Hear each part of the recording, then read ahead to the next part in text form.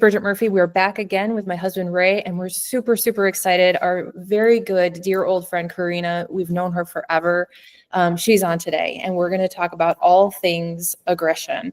Before we get started, though, I just want to kick it over to Kareena just to do a brief introduction of where she's located, how she got into dog training, and then we're going to dive right in. So, Kareena, just introduce yourself briefly.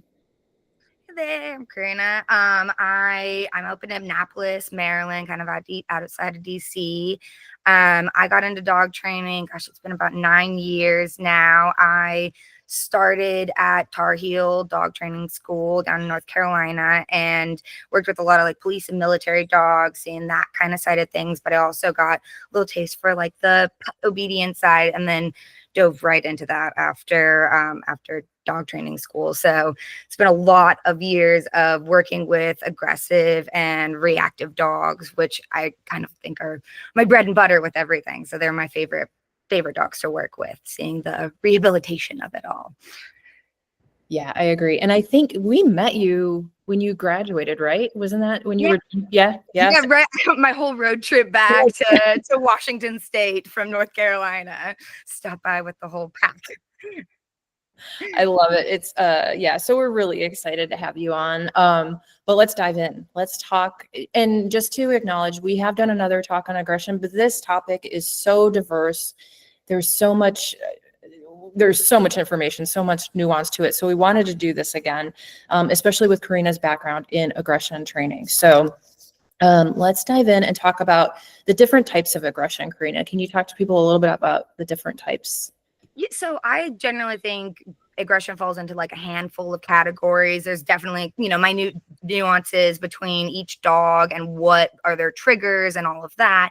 But generally, I find that aggression falls into like human aggression, dog aggression, there's leash aggression, and then resource aggression covers kind of a few more things. There's typically like, it could be water, it could be food, it could be a person, it could be a territory, it could be some toys. Resources are pretty much anything the dog views as a resource, not necessarily like what we would even view as a resource. So those are my typical categories they fall into. Yeah, and the resource one, I think, like you said, it's so broad. But let's talk to people a little bit about, let's just dive in and talk about that one in particular, maybe why resource guarding might happen and some signs and symptoms of resource guarding. So I generally find that resource guarding will happen if a dog feels, sometimes genetics will come into play there, where they really, really value something. Sometimes it's been taken away from them quite a number of times, and so they have frustration with that. Other times that resource guarding will come when, more often than not, it's when they value something and there's some kind of miscommunication with that being taken away, or there being like pressure, whether that's like somebody pressuring their space or pressuring like the food, any number of things. Yeah. So one thing I'd like to talk about resource guarding is I brought this up to my clients back in the day, it's a hierarchy problem and relationship problem also. So when you've got a dog that doesn't necessarily respect you or have boundaries, then they start to challenge you for what they perceive as theirs in their world. How do you go about explaining to clients like how to rebuild your relationship and not go about it from a confrontational standpoint? I mean, we've known you for 1,000 years. You've got this giant Malinois and you're like 5'2" on a good day. It's not about overpowering or manhandling a dog. You especially have to come at it at a different angle. Can you explain what your process is and how do you explain this to clients? Absolutely. So I honestly, when it comes to aggression, I feel like a lot of people like to think about like tackling it head on. A lot of times the clients, when they come to me for aggression, they want to just they're like, this is my problem, I need to deal with this aggression. But I don't think that it's about just head on tackling aggression. You have to build communication with the dog. You have to build an understanding of what is right and what is wrong, and a way to show them when they're wrong throughout all of that. So building communication, I think, is the first thing to building a good relationship as well. If you don't have that, it's just like us with, with a boss. If you don't have that communication with understanding when you're doing the wrong thing, you're never going to feel super secure with what you're doing. You're going to try to make those decisions on your own, which for us humans works out sometimes, but for dogs, they often, they're dogs living in a human world. They have to operate in all of that. And so us being able to give them that guidance throughout every situation is so important for them. So what is your process? So you've got a dog that's trying to eat everyone. He's got a bite history. He's bit the owners and all that stuff. And he comes to you, day one. I mean, what does this look like in a board and trained environment that you have to undo this stuff, like the layers of the onion? Like what are the steps that you typically take, and how long can it take? It can take a long time. To be honest, most of my most successful board and trains, I want to say, are about 6 weeks long. I can do a fair amount of work in 3 weeks, but they're not going to be really working on even the aggression in 3 weeks. Our first week is going to be working on getting comfortable in the environment, building a relationship with me, starting to build some of that communication. And realistically, not all dogs are food motivated, but I really like to start with the food. But that's going to be something I want to fade off of quite early on. But I need to have that motivation. I need to have something that motivates the dog to do the right thing and to build these good behaviors and these good jobs, so they can have that to fall back on whenever they're in those situations that they're struggling with. Oh, sorry, one other thing. So, I mean, what is kind of the biggest mistake you see their owners or other trainers out there trying to work through aggression cases, whether it's in home or in a board and train environment? What would you say, I guess, the biggest mistakes that you've seen out there? Because a lot of times we get, dogs that have come through other programs and finally land with us. So what have you heard and seen out there?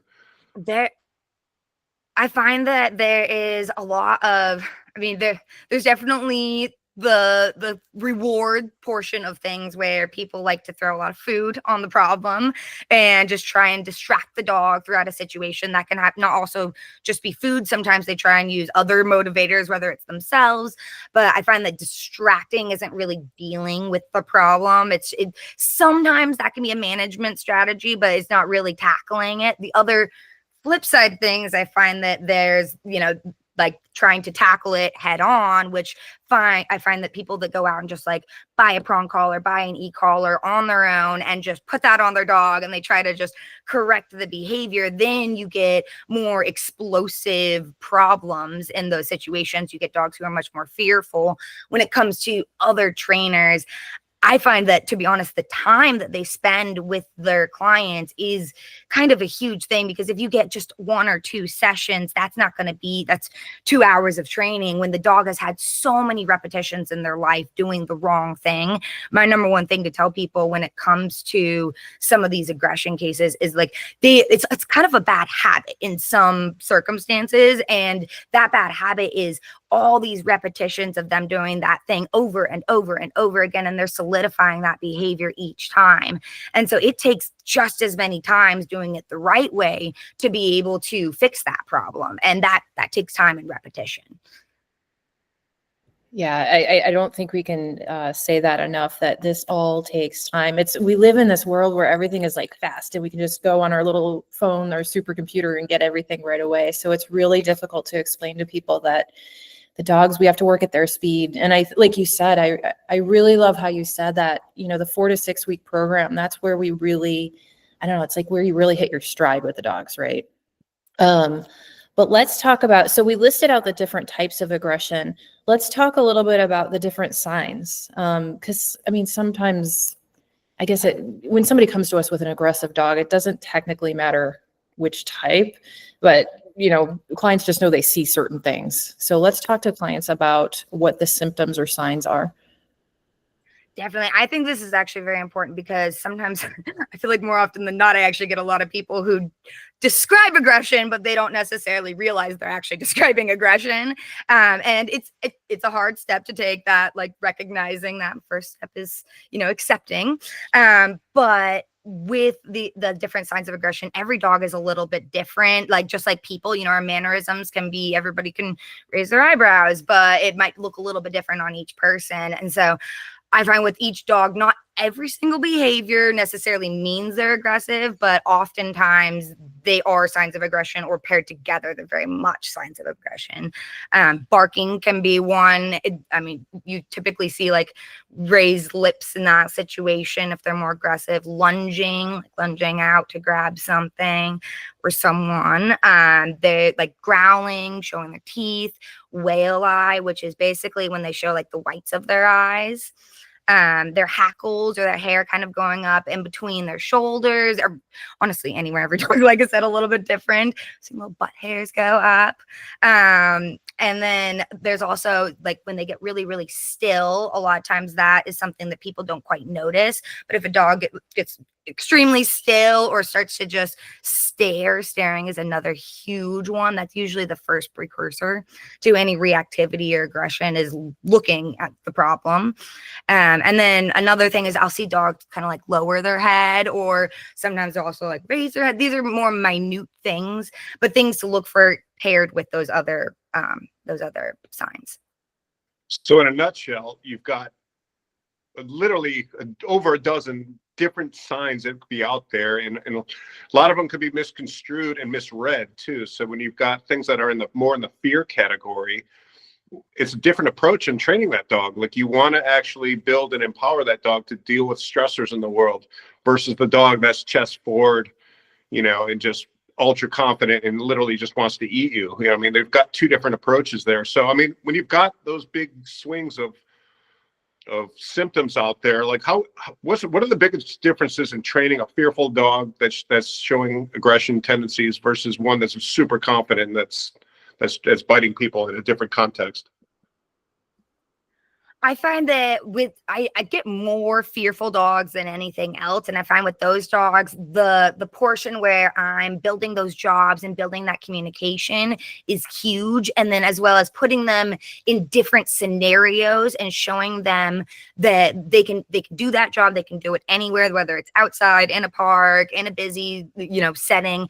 I want them to have that confidence to do that. And so I find that extending that portion is important, as well as a lot of times we have to build up the motivation with those fearful dogs and make it a little bit more fun for them to break through that fear. We're also, like I said, we're taking that part a lot slower for them. And when I get a fearful dog, those are typically my 6 weekest dogs.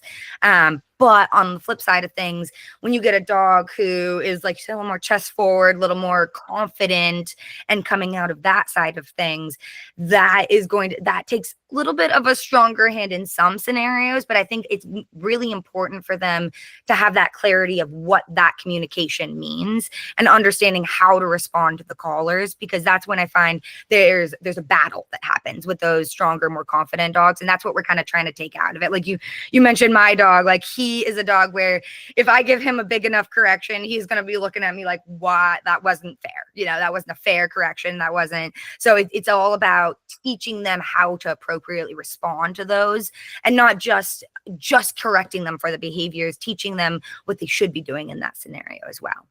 Yeah. Can you explain to, I guess, our watchers what a job means to a dog? You know, when we say give a dog a job, you know, so that he builds that confidence and things, like what can a job be, you know, if they're not typically doing any kind of real work? That is actually, I think, a huge question a lot of clients ask me, and they always want things for their dogs to do. Jobs are typically pretty simple. They're just commands. I like their heel position, which is stay by my side, walk with me. It's place, go to your bed and stay there and lay down and be quiet and don't bark and growl and all those things. All these rules that we apply during the jobs, which is just the command the dog is under, are very important as well, because we're describing what exactly we want from them. So that job can be, you know, if you want your dog to sit on the top stair that you have by your door or whatever, you want to make that very, very clear what that job is and what you're asking of them. So it's somewhat simple, but very, very important, I think, for the dogs, because they're all generally looking for a job to do in these situations and coming up with those jobs on their own instead. Yeah, I think that's super important, especially in working breeds. You know, they're bred for work. So we got to give them something to do. You hit on a really important topic again, the difference between a fear-based and just, forward aggression. And let's talk, because there is this kind of trend that we've been seeing about quick programs, the 2-week, we can fix anything guarantee type thing. So say you have a forward aggressive dog and you put him in a 2-week program. What could a person expect that to look like? That I find more often than not, you get dogs that come out of that program. They may understand some of those jobs, those obedience behaviors that we're looking for, but more often than not, when I end up getting those dogs after, I find that they are they lack a sensitivity to the tools, typically. And I find that people are like, oh yeah, I tried an e-collar, I tried a prong collar, went through this program, and I was turning it all the way up and wherever, and the dogs just wouldn't respond. And so for me, that becomes a slightly tougher job of reteaching those tools and showing them that they can respond in those scenarios. So I find that there's that side of things. And there's also, I find that it's not just that they're numb to it because they've felt it so often, but it's also that they weren't described it clearly. And so when there's that speed that happens, sometimes there's little, not necessarily steps that are missed, but steps we can't always take when we're trying to do things really quickly. I'll spend like a week with the dogs without any tools whatsoever. And so to do a 2-week program, you couldn't really address any major problems, I wouldn't think, after a week, in 1 week after that. So that lack of understanding of those tools, I think, is really, really important to address. Because if they don't understand the tools and we don't have tools to help them in these situations, then we have to go back and reteach those. So when you've got somebody who's just super against tools because, they've read all the garbage online, or they're, scared to death because of the rescue told them if they use them, they would ruin the relationship with their dog.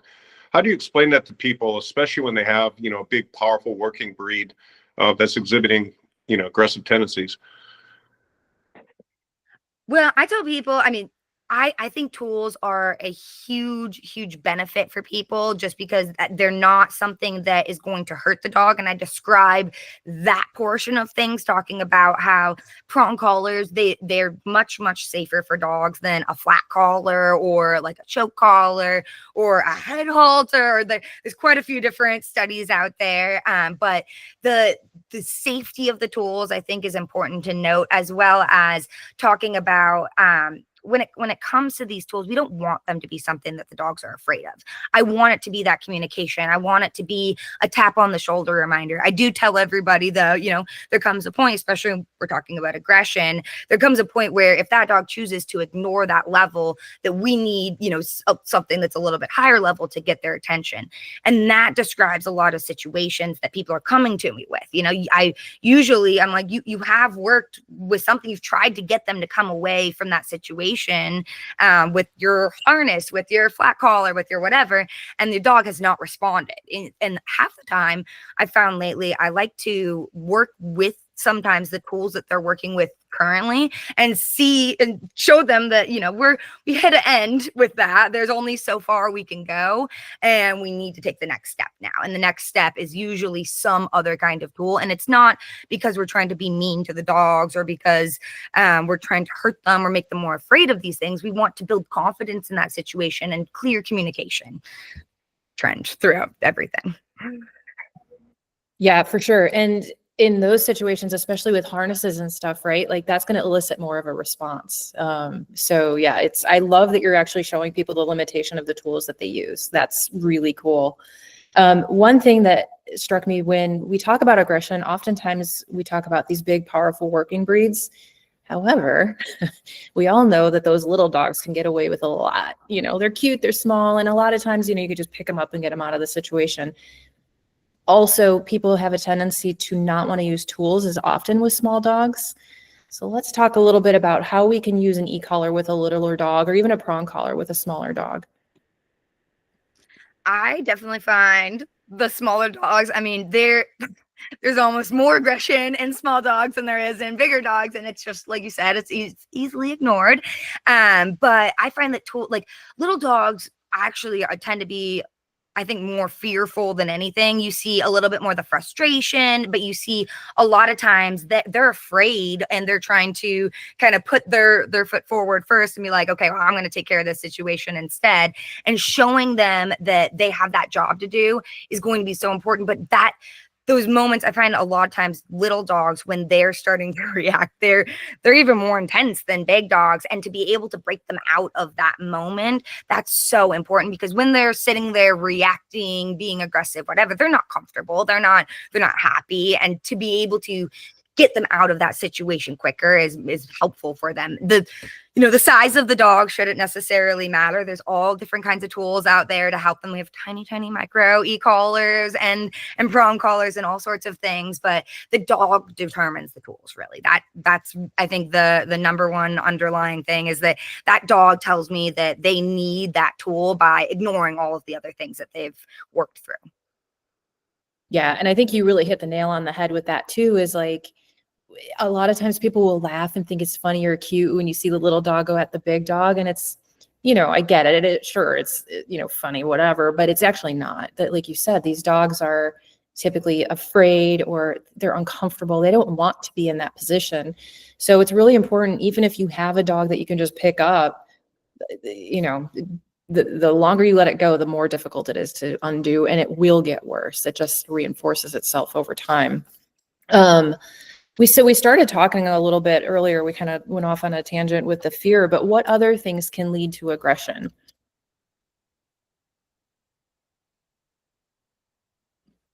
So I find that when it comes to aggression, there's kind of the scientific route of understanding where aggression comes from. A lot of times there is the genetic factor that comes in, which genetics can drive a dog to certain behaviors. They kind of think about it like they're motivators. If they were bred for a certain job, like a hound dog, they're bred to chase things. So they're going to have probably a little more problem with their prey drive with everything. With a more like a German Shepherd, they're bred more for that defensive side. Every dog is a little bit different, and those genetics come into play in different portions of their lives and different amounts with every dog. There's also pain. Pain can cause aggression. Pain can cause dogs to react at things that can become a learned behavior. So then there's also the learned behavior side of things, where if something happens, enough dogs start to pick up on, if they look at you funny and you move your hand away when they're starting to eat something, they may be like, okay, I see that there's some power there. And then they start to progress that behavior more and more. Same thing with like pulling on a leash. You may see them start to push that boundary a little bit, and then they push more and more and more. That's a learned behavior. Then there's also singular learning events. So something pretty major can happen, say, like dog runs out and goes and almost gets hit by a car or something. That's going to be a singular learning event for a dog. Well, potentially. Every dog is a little bit different, just like every person. We all have things happen to us, and sometimes we learn from them, sometimes we don't. And so understanding that and understanding where it comes from can sometimes help us with the aggression. But I also think that when it comes to trying to understand where aggression comes from with each dog can sometimes be feel like a little detective going about it. And it's great to understand where it comes from, but I think focusing on the future and focusing on addressing that aggression is important to note as well. Yeah, I think a lot of people, I used to tell my clients this all the time, like, your dog is not a rescue dog. That's your dog. Like, get rid of this title around it, and don't build excuses for the behavior that is exhibiting now. The dog's going to do what you allow. So really, when they're in your home, you bring that new dog home, you're setting up a whole new set of boundaries and rules and structure that they need to follow. And dogs will absolutely follow. And believe it or not, they actually crave and want that. I think that's where people get this wrong. They think you're being overly strict and you should just be showering them with love and giving them no rules. So that's counterintuitive, but that's the exact opposite of what the dogs actually need, especially the fearful dogs in your home. You mentioned some of the genetic stuff, but can you talk a little bit about, I guess people don't understand when they get a dog, when you get a little puppy, they're all cute and they're great until, they start to turn into teenagers, and then they start to exhibit their genetic predisposition. So are there some breeds that are going to be a little more forgiving than others for, beginning dog owners, and the other ones that are absolutely have to have some rigid structure from the get-go, or at least the trouble. Absolutely. I definitely think, I personally think that all dogs benefit from structure, and I think all dogs benefit from training. My number one thing when it comes to all this is every dog should have some kind of training, so that way, things come up, we can start to look back. But when it comes to the different breeds of dogs, there are dogs who definitely need more structure than others, any kind of working breed. But when you think about it, you look online, every dog has some kind of history when it comes to work, and that comes out in different lengths, in their behaviors. But when you think about like a German Shepherd, you think about a Doberman, you think about any kind of Mastiff breed. I often get a lot of Mastiffs where people don't quite understand what they're getting into. You can get within that breed, though, you can get different sides of that. So I think it is important to note, like, you may have your one perfect, it could even be a golden retriever. Within those breeds, you have flip sides of personalities. So I do think golden retrievers tend to be a little bit easier to manage. Labs and that kind of thing, they're a little more willing to want to work with you and just kind of do the right thing right off the bat instead of pushing some of those boundaries. But that pushing of the boundaries is natural with any dog. They're opportunistic predators, and they're gonna try and get away with what they can, whether that's a little Maltese trying to get in the trash or that's the German Shepherd trying to jump on somebody. So I think it's important to know that they all have those drives in there. Bigger dogs, those drives might be a little bit bigger, though, and you're going to have to hold back so understanding that, I think, is important going into getting a new dog as well. Yeah, basically what you're saying is the communication between you and whatever dog you have in front of you is the most important component to addressing that stuff. So, and then obviously you recognize the precursors to aggressive behavior, but without that communication, you don't have anything. And that's why when we elect to use tools, because the dog's shown us they need that, you're just electing to have a higher level of communication with that particular dog. That's all you're really doing, right? So I think that's what's super important to a lot of people. So if you have an owner out there that's searching for a trainer that needs to address some pretty severe aggressive behavior, but what kind of questions would you ask about their program, and what kind of things would you want to know to expect out of that training? I would want a pretty in-depth understanding of how they go about training the dogs. That's something that I don't think everybody understands to ask for. More often than not, when I do my phone calls, they're just kind of like, what information do you have for me? On occasion, people ask about like how the tools work and that kind of a thing.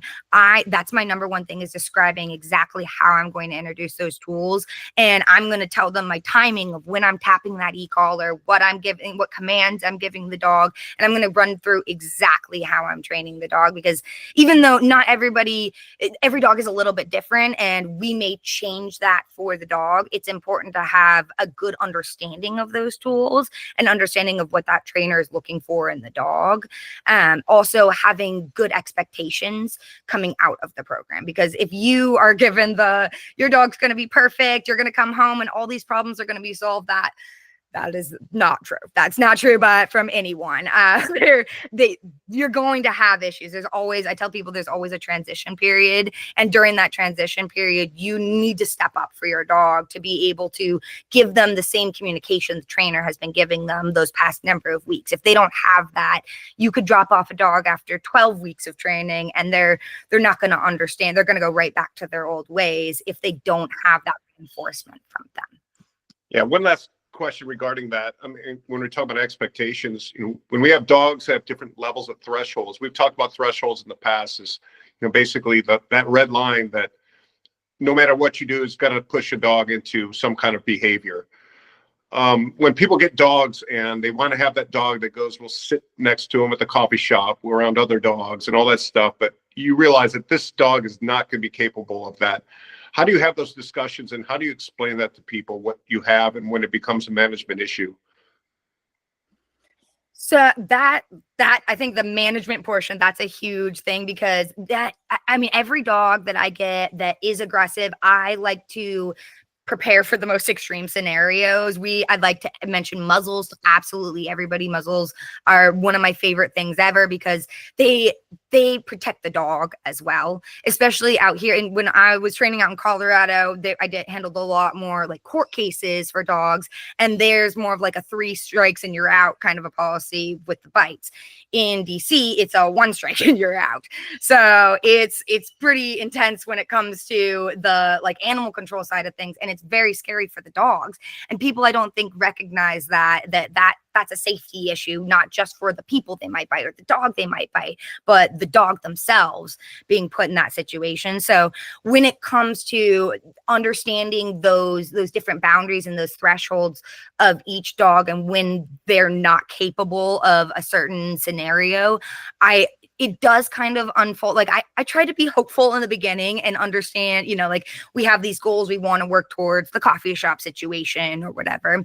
But when I see the dog and we see that the dog is eyeballing absolutely everybody coming through, I can tell them, you could go to the coffee shop, but you have to watch the dog, because it's important that dog gets that timing, that moment they're making that half-second decision. They need you to tell them that that's not okay. So if you don't think that you're capable of that, that's not a scenario you should go into. So I think more it is some dogs, even I had a Cane Corso who she absolutely would bite somebody. She would bite another dog, and she goes, and we walked around a shopping center, and they are just very, very on it. She always wears her muzzle. They don't have a problem with that. And they're very good at advocating for their dog. When people go to like, with a muzzle on with this dog, they go to walk up and just go to pet her, and you have to be on top of those things. And if you don't feel capable of that, then that's also a step you have to take for yourself and your dog. Do not put yourself in those situations.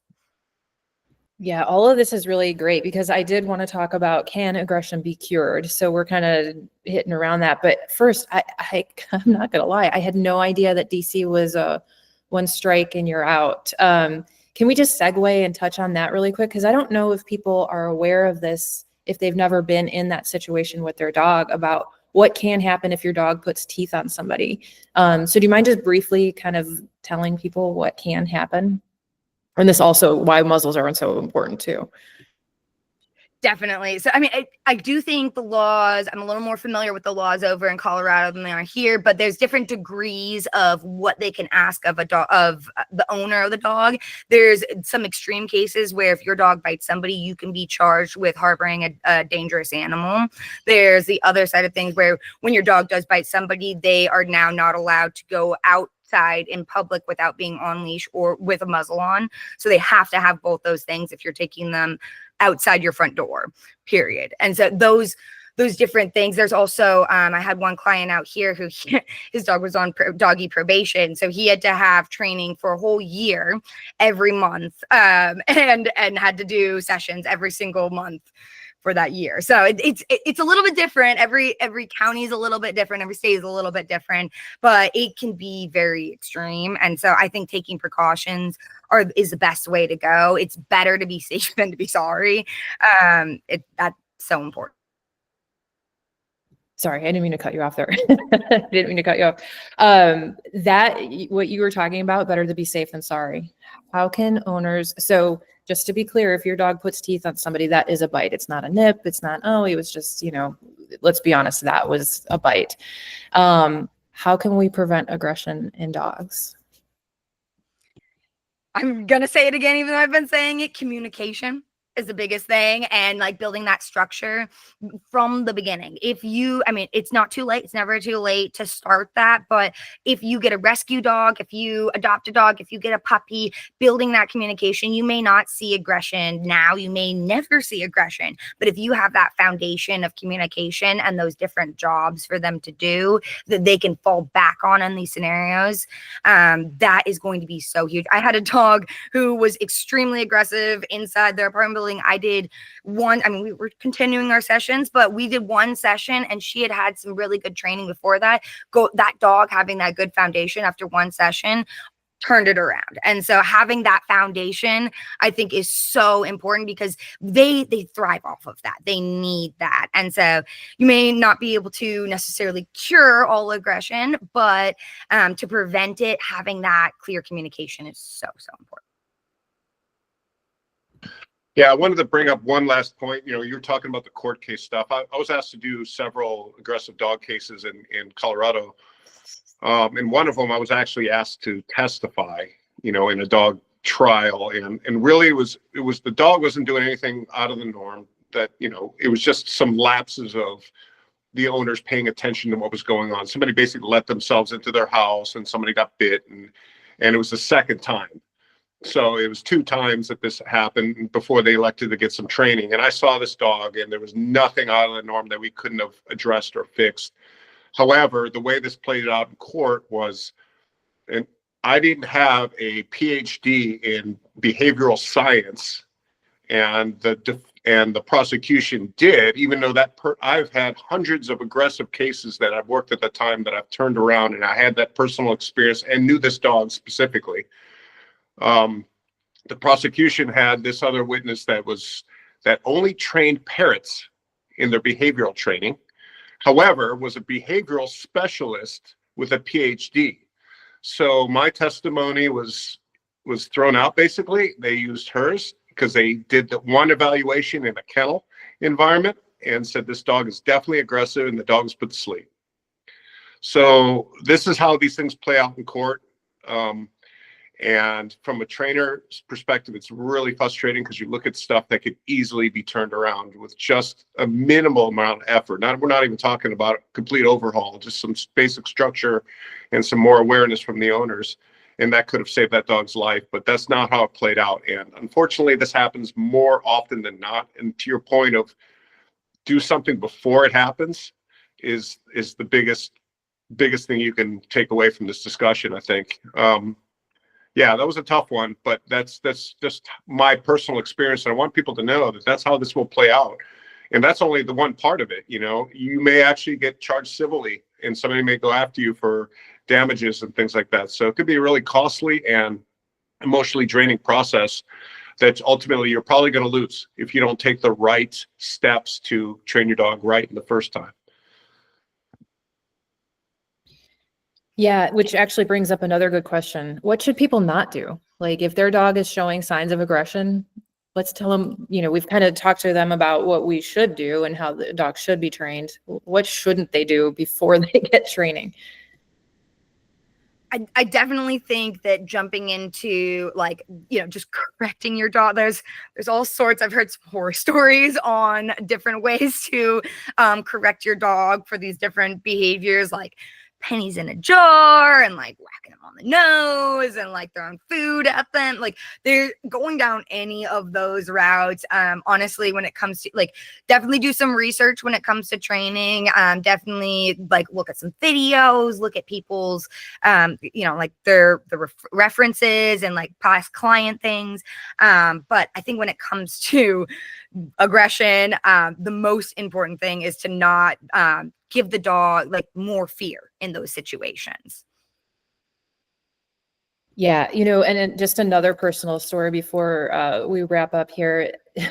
Long before Ray and I got started with training ourselves, when we had Luna, we worked with one of those companies that it's quite large, and they throw it was like a bag of chains or coins. I have this fearful German Shepherd, and the guy wanted me to lob a bag of coins at my dog. It doesn't even make sense. Let's scare the dog even more. That is why we started this company, to give people the quality training that they need, that your dog deserves. But Kareena, I think this was awesome. We gave people so much information. Ray has one more question. Sorry. Before we wrap this up, we've actually asked everybody, we started doing this after that first one of these, is the why. We've talked about the why we started Koru K9, and we'd like to know, what is your why of why you got into dog training, and what keeps you motivated to keep helping dogs and people out there? Well, I mean, I've always loved dogs, to be honest. I've always wanted some kind of career in dogs, and I got a cattle dog when I was younger. He was my first like working dog. He was a real actual working dog, and that turned me on to working dogs. I didn't recognize that there was, dogs that actually had jobs and all of that. And so I found, that avenue, but to be honest, it is the aggressive and reactive dogs. After getting my dog Cheech, one of the most difficult dogs I've ever trained to this day. And seeing his life turn around and seeing all the things that we've been able to do that I didn't think we would ever be able to do when I first got him, like being able to give that to people, I think is the biggest thing for me. And I have to get some videos. I'm sure I have old videos of us working together and you and Cheech. It was like my favorite thing to watch you guys because he is just as big as you are and you just do it so effortlessly. And there is another funny story when actually Shane from our other trainer talks. I don't know if you remember this when Shane was handling Cheech. It was really funny. Story for another day, though. People keep watching. We'll share that one. But Kareena, thank you again. This was so awesome. And for all of you out there, please, we want to hear from you. Let us know what you need to hear, what you need to help with your dog. Feel free to email us, woof@KoruK9.com. You can hit us up on our website, KoruK9.com, and all the social platforms at Koru K9. Like and subscribe below. We're doing these weekly, so we're trying to give you as much information as you need for your dog. Until next time, thank you very much.